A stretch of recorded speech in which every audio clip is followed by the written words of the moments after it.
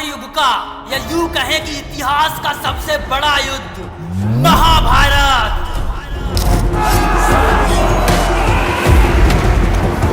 महाभारत का एक ऐसा योद्धा जो अधर्म के साथ होते हुए भी हमें धर्म का पाठ सिखा गया, और जिनके दान कर्म क्षमता और उनकी वीरता से खुद वासुदेव श्री कृष्ण भी उन्हें बहुत प्यार किया करते थे।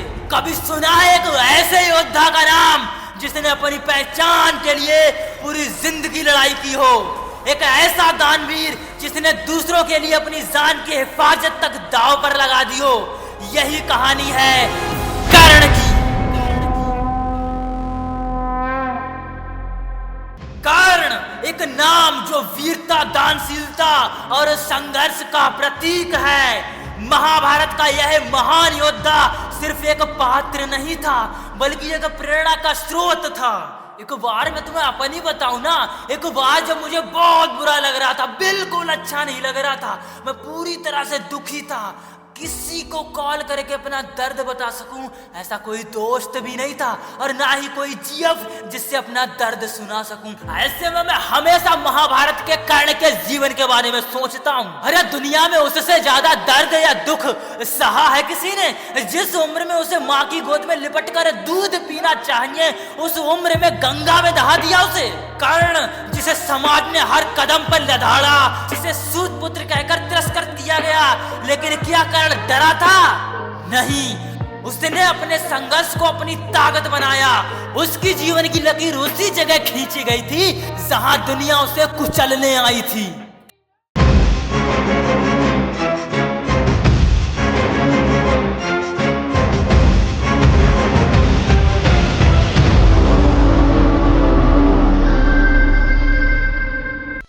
कहते हैं किस्मत बड़ी जालिम होती है। रानी कुंती का बेटा होकर भी कर्ण को गंगा की लहरों में बहा दिया गया। वो महल का उत्तरदायी बन सकता था, लेकिन उसकी किस्मत में एक और ही कहानी लिखी थी। उसकी परवरिश सूत पुत्र के घर हुई थी, जहां उसका असली परिचय दबके रह गया। परंतु कर्ण ने हार मानने की बजाय खुद को एक सच्चा योद्धा बनने का संकल्प लिया। समाज उसे बार बार सूत पुत्र कहकर नीचा दिखाता रहा, लेकिन कर्ण का जज्बा और उसके सपने किसी राजकुमार से कम नहीं थे। उसने अपनी ताकत और हिम्मत से खुद की पहचान बनाई। दोस्तों, क्या आपने कभी महसूस किया है कि आप अभी तक कुछ भी हासिल नहीं कर पाए या कुछ भी हासिल नहीं कर सकते? ये काश मैं मुकेश अंबानी के घर पैदा हुआ होता। मेरा भाई सपने देखना बंद कर। कर्ण को धनुर्विद्या सीखनी थी, लेकिन कर्ण को सब लोग सूत मानते थे, और उस समय समाज में जाति व्यवस्था बहुत चलती थी। सूत पुत्रों को निम्न जाति का माना जाता था और उन्हें योद्धा बनने का अधिकार नहीं था। इसलिए कई गुरु कर्ण को धनुर्विद्या सिखाने से साफ इनकार कर देते थे। मैं अपना शिष्य नहीं बना सकता, कदापि नहीं। लेकिन इस कंडीशन में भी कर्ण को अपना लक्ष्य पाना था। कर्ण जिद्दी था। और हाँ, समस्याओं और दुख की बात करते हो ना, तो सुनो।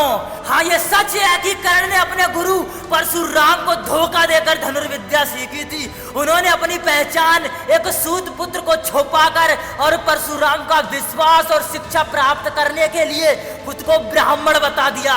लेकिन जब गुरु परशुराम को ये बात पता चलती है कि कर्ण एक सूत पुत्र है, तो वे गुस्सा में आकर श्राप दे देते हैं। झूठ बोलकर और छल से ग्रहण की हुई शिक्षा कभी सफल नहीं होती। मैं तुम्हें श्राप देता हूँ कि जिस वक्त तुम्हारी मृत्यु निकट आएगी, ब्रह्मास्त्र का मेरा दिया हुआ ज्ञान तुम भूल जाओगे। अब आप बताओ, इससे बड़ा दुख और क्या हो सकता है कि जिस चीज के लिए बंदा सालों मेहनत करे और वो चीज उसकी होकर भी उसे ना मिले। और क्यों? क्योंकि वो एक सूत पुत्र था। लेकिन उसमें उसका क्या दोष था? उसे पैदा होते ही गंगा में दहा दिया, इसमें उसका क्या दोष था? उसे माँ का प्यार ना मिल सका, इसमें उसका क्या दोष था? अपने गुरु परशुराम से धनुर्विद्या सीखते हुए कर्ण ने एक महान योद्धा बनने का संकल्प लिया था, लेकिन वो सूत पुत्र था, इसलिए उसे श्राप मिला। क्यों? क्योंकि वो एक सूत पुत्र था। इसमें उसका क्या दोष था? उसे ये दुख क्यों मिला? क्यों उसके भाई के मुंह में उबलता हुआ लावा डालकर उसके भाई की हत्या कर दी गई? वो भी भरी सभा में जहां न्याय प्रिय पितामह भीष्म भी थे, क्योंकि वो एक सूत पुत्र था। लेकिन घूम फिर के वही बात कि उसमें उसका क्या दोष था। और आप दुख और दर्द की बात करते हो, इतना सब कुछ होने के बाद भी अब भी बंदा अपने लक्ष्य पर डटा है। लेकिन जब उसे पता चलता है कि वह अर्जुन के समान नहीं हो सकता क्योंकि वो एक सूत पुत्र है, तो उसने अपने आत्मविश्वास को चुनौती दी। कर्ण ने शिव से ब्रह्मास्त्र की विद्या प्राप्त करने के लिए कठोर तपस्या की। उसने यह साबित कर दिया कि वह एक सिर्फ सूत पुत्र नहीं बल्कि एक महायोद्धा है। यह कर्ण का संघर्ष था अपनी पहचान के लिए, अपनी जगह बनाने के लिए, अपनी मंजिल को पाने के लिए। उसे यह दिखाने की जिद थी कि वह किसी से कम नहीं है। कर्ण का आत्मविश्वास, उसकी कड़ी मेहनत उस समय चरम पर थी। उसने पूरी दुनिया को यह साबित कर दिया कि जन्म से कोई फर्क नहीं पड़ता। अगर दिल में जज्बा हो तो किसी को भी हराया जा सकता है। कर्ण की दानवीरता उसकी सबसे बड़ी विशेषता थी। स्वयं इंद्र, देवताओं के राजा उसके पास भिखारी बन के आए और उसके कवच कुंडल मांग लिए। क्यों? क्योंकि कर्ण का कवच कुंडल अमर थे, वे अजय थे। वह जानता था कि ये हमेशा उसकी जान की सुरक्षा करते हैं, लेकिन उस बंदे ने बिना किसी संकोच के उन्हें दे दिए। उसने ये कभी नहीं सोचा कि उसके बिना ये अस्त्र उसे युद्ध में कमजोर बना देंगे। कर्ण ने अपनी दानवीरता को किसी स्वार्थ के लिए नहीं किया, बल्कि ये उसका स्वभाव था। वह जानता था कि उसकी सुरक्षा कम हो जाएगी, फिर भी उसने इसे देने में कोई हिचकिचाहट महसूस नहीं की। यह कर्ण का दिल था जो दुनिया को सिखा रहा था कि असली वीरता वही है जो अपने खुद के लिए नहीं बल्कि दूसरों के लिए किया जाए। कर्ण की यह दानवीरता उसे आम इंसान से ऊपर उठा देती है और उसे एक देवता जैसा बना देती है। क्या कोई सामान्य आदमी अपनी सुरक्षा इतनी आसानी से छोड़ सकता है क्या? क्या कोई डरपोक आदमी इस तरह खुद को मौत के मुंह में ढकेल सकता है क्या? यही नहीं, वह वीर था जिसने अपनी जान की परवाह नहीं की। वह जानता था कि यह छल है, लेकिन उससे दानवीरता का जुनून था। हर कोई कहता है कि कर्ण एक दानवीर था, लेकिन यह मजाक थोड़ी ना है, ये उसका असीम साहस था। जिस तरह से उसने अपने कवच और कुंडल को अपनी जान की परवाह किए बिना दे दिया, यह कर्ण के दिल की असली गहराई को दिखाता है। अरे तुम मेरा कवच ले सकते हो, मेरी हड्डियां भी ले सकते हो, लेकिन मेरे अंदर की आग को कोई नहीं छीन सकता। यही थी कर्ण की ताकत। कर्ण ने दुर्योधन के लिए दोस्ती में हद पार कर दी, लेकिन जिस तरह से दुर्योधन ने अपनी महत्वाकांक्षाओं के लिए उसे इस्तेमाल किया, वह उसके जीवन का सबसे बड़ा धोखा था। उसने अपनी आत्मा दोस्ती के नाम पर बेच दी, लेकिन अंत में जब उसे पता चला कि उसकी दोस्ती का फायदा उठाया गया, कर्ण का दिल टूट गया, लेकिन उसका जुनून बरकरार रहा। तुमने मेरी दोस्ती का मजाक बनाया, अब मैं तुम्हें दिखाऊंगा कि वफादारी क्या होती है। कर्ण का हर बार, हर प्रहार उसके अंदर की तड़प और उसकी पीड़ा का अंजाम था। सुनो, ध्यान से सुनो, ये कहानी है उस इंसान की जिसे तुमने सूत पुत्र कहकर ठुकरा दिया। लेकिन याद रखो, अगर कर्ण ना होता तो महाभारत ना होती, वो गाथा ना लिखी जाती जो आज हर कोई सुनता है। कर्ण कोई मामूली आदमी नहीं था, कर्ण एक दहाड़ था, एक आंधी, एक क्रांति था। लेकिन उसकी मौत एक साजिश थी, एक शर्मनाक धोखा था, और आज मैं तुम्हें यह साबित करके दिखाऊंगा।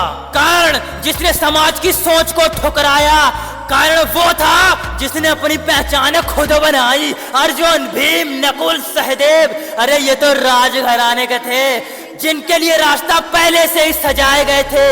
लेकिन कर्ण वो सूत पुत्र था जिस समाज ने उसे घोड़े की बग्घी चलाने के लायक तक नहीं रखा।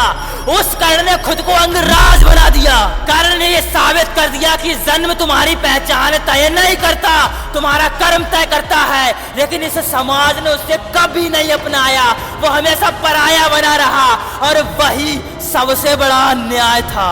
कर्ण की मौत ये युद्ध नहीं, ये धोखा था। अब सुनो कर्ण को क्यों मारा गया, क्योंकि वो अर्जुन से बेहतर था और इस सच्चाई को पूरी कुरुसेना जानती थी। डर गए थे सब उससे। स्वयं इंद्र देवताओं के राजा उसके पास भिखारी बन के आए और उसके कवच कुंडल मांग लिए। क्यों?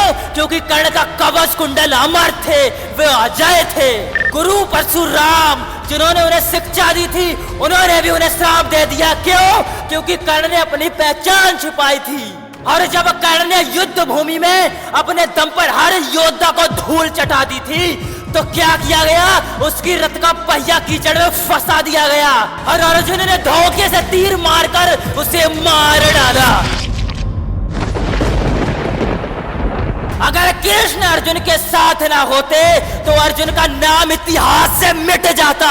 और फिर भी कर्ण ने किसी से बदला नहीं लिया, भले ही उसकी मौत की वजह वही था। कर्ण ने सिर्फ लड़ाई नहीं लड़ी, उसने अपने अपमान, अपने दर्द और अपने समाज के हर ताने का जवाब अपने कर्म से दिया।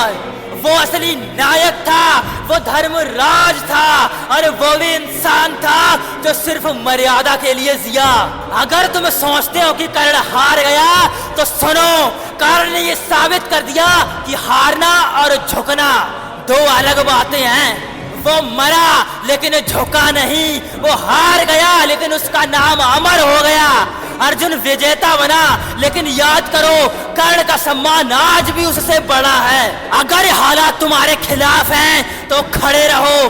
दुनिया तुम्हें मिटाने की कोशिश करेगी, लेकिन तुम कर्ण की तरह अपनी पहचान खुद बनाओ। तो अगली बार जब कोई तुम्हारी पहचान छीनने की कोशिश करे, जब कोई तुम्हें कमजोर समझे, तो याद रखना तुम्हारे अंदर भी एक कर्ण है और कर्ण को हराने के लिए पूरी दुनिया को धोखा करना पड़ता है। महाभारत के युद्ध में कर्ण जानता था कि उसके पास अब बचने का कोई रास्ता नहीं है। वह आखिरी बार अपने पूरे साहस के साथ खड़ा हुआ और चीखते हुए कहते हैं, हे मृत्यु, तैयार अगर तू आने को, प्रसन्न मुख आ, द्वार खुला है, तेरा स्वागत, प्रसन्न मुख आ।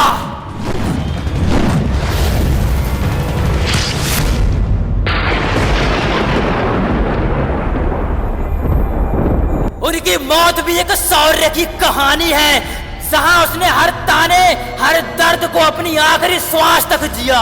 कर्ण का संघर्ष आखिरकार उस बिंदु तक पहुंच गया जहां उसकी मृत्यु एक महाकाव्य बन गई। हर तिरस्कार, हर झूठ, हर धोखे के बाद भी बंदा अपने आदर्शों के साथ जिया। मैं मरा जरूर, लेकिन मेरी कहानी अमर हो गई। कर्ण की मौत ने उसे एक नायक नहीं बल्कि एक दानवीर, एक रक्षक और एक अमर योद्धा बना दिया। उसकी मौत में भी एक संदेश था, चाहे तुम कितनी बार गिरो, चाहे कोई कितनी बार भी तुम्हारी मदद ना करे, तुम उठो और लड़ो। कर्ण ने यही सिखाया है, वह कभी भी हार नहीं मानता, न कभी झुका और अंत में मौत के साथ लड़ता रहा। संघर्ष केवल बाहरी नहीं होता है, बल्कि सबसे बड़ा संघर्ष अंदर होता है। कर्ण ने जो भी किया उसे अपनी आत्मा, दिल और विश्वास के साथ किया। वह कभी हार नहीं माना, हमेशा अपने आदर्शों के साथ खड़ा रहा, चाहे उसकी स्थिति जैसी भी हो। कर्ण ने यह साबित कर दिया कि हालात चाहे जैसे भी हो, अगर हम अपनी आंतरिक शक्ति को पहचानते हैं और उसका सही दिशा में उपयोग करते हैं, तो हम किसी भी मुश्किल से पार कर सकते हैं। कर्ण ने हमें यह बताया है कि अपने अंदर की आग को जलाए रखना ही असली वीरता है। कर्ण हारा नहीं, हराया गया है, और अर्जुन जीता नहीं, जिताया गया है। अरे जिस रथ पर तीनों लोगों के स्वामी वासुदेव श्री कृष्ण विराजमान हो और ध्वजा पर स्वयं हनुमान जी विराजमान हो, उस रथ को अगर कोई बंदा अपने बाणों से 2 कदम पीछे धकेल दे तो बाबूजी आप उसे योद्धा नहीं कहेंगे। कर्ण की तरह बनो, खुद को पहचानो, अपनी ताकत को पहचानो, और जब दुनिया तुम्हें गिराने की कोशिश करे तो तुम अपनी आग से उसे जला डालो। यही है असली वीरता। अगर आपने वास्तव में कर्ण से कुछ सीखा हो तो संकल्प लो कि अपने जीवन में कभी पीछे मुड़ के नहीं देखूंगा, और कमेंट बॉक्स में #कर्ण संकल्प जरूर लिखना। जय हिंद, जय भारत, जय कर्ण। दोस्तों अगर आपको कर्ण की पूरी लाइफ के ऊपर एक रैप सॉन्ग चाहिए तो कमेंट बॉक्स में यस टाइप कर देना। और तब तक के लिए मैं चाहता हूँ आपसे इजाजत।